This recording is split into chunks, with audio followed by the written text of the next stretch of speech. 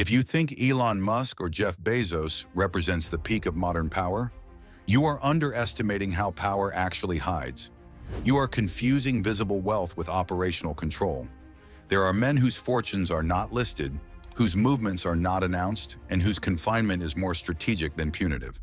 Today you will enter the restricted file on a man officially described as a sitting president, unofficially treated as a geopolitical hostage, and privately managed like a high-value asset.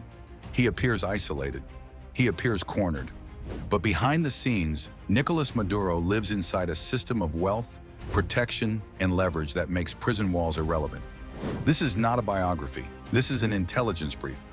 Welcome to the channel that documents hidden power. Nicolás Maduro, the president who never truly left power. Imagine a country where supermarkets run out of food, electricity fails by schedule, and millions flee across borders. From the outside, this looks like total collapse. From inside restricted briefings, it looks like containment. When Nicolás Maduro became Venezuela's undisputed ruler, the state did not fall apart randomly, it reorganized. Oil revenues, gold reserves, and currency flows were quietly rerouted through layered trust structures and offshore intermediaries. According to public investigations, later redacted or stalled, billions exited the formal system while the population remained. This isn't simply corruption, it's architecture. Physically, Maduro's residences were fortified with reinforced perimeters, biometric access controls, and rotating military units loyal to individuals, not institutions. Structural security extended underground, with evacuation routes connecting presidential compounds to military facilities. Surveillance followed a different logic. Intelligence units monitored not only external threats, but internal elites. Phones were tracked, meetings were logged, anomalous behavior was flagged in real time. Loyalty was measured daily. For most leaders, wealth is a perk of office. For Maduro, office became a shield for wealth accumulation that continued even as sanctions closed in. Outwardly, it looked like isolation. Behind the scenes, an extraction operation continued uninterrupted. The sanctions paradox, how isolation created digital wealth. If traditional dictators relied on palaces and armies, Maduro's era required algorithms. Sanctions did not end wealth flows. They transformed them. According to media estimates, Venezuelan funds were rerouted through encrypted transactions, shell companies and intermediaries operating across Russia, Turkey, the Middle East, and parts of Asia. Gold shipments replaced oil tankers. Cryptocurrency platforms absorbed value beyond regulatory reach. This was not improvisation, it was protocol. Physically, visible security remained conventional. Armored convoys, decoy routes, secured airfields. But the real protection was digital. Financial movements were fragmented into thousands of microtransactions. Ownership was obscured through nested corporate layers. Names disappeared. Digital erasure became the core defense.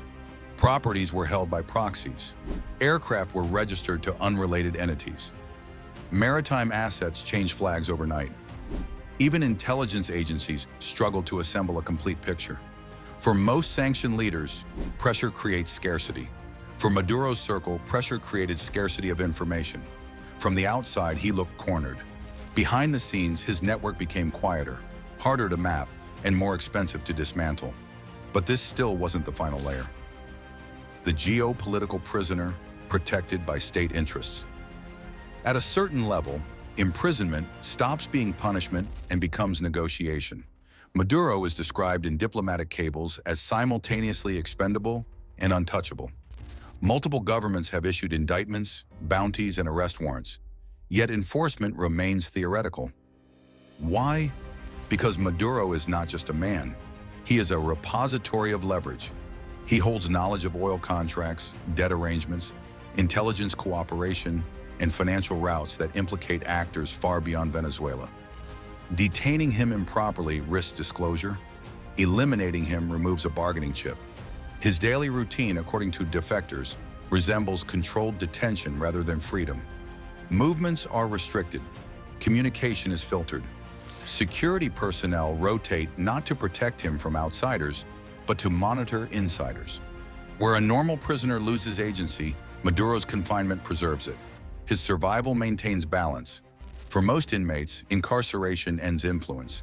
For Maduro, it freezes it in place. This isn't simply political asylum inside a country. It's managed custody backed by international caution. But even that is still visible. Inside intelligence circles, there is a concept attached to Maduro that never appears in court documents. They call it vault, not because it refers to a location, because it refers to what he contains. His true wealth is not measured in accounts. It exists as access to dormant funds, access to frozen assets that can be unfrozen, access to information that can collapse reputations, invalidate treaties, or trigger sanctions reversals. Security around Vault is not about bodyguards. It's about containment. Former intelligence operatives manage his exposure. Communication channels are deliberately limited.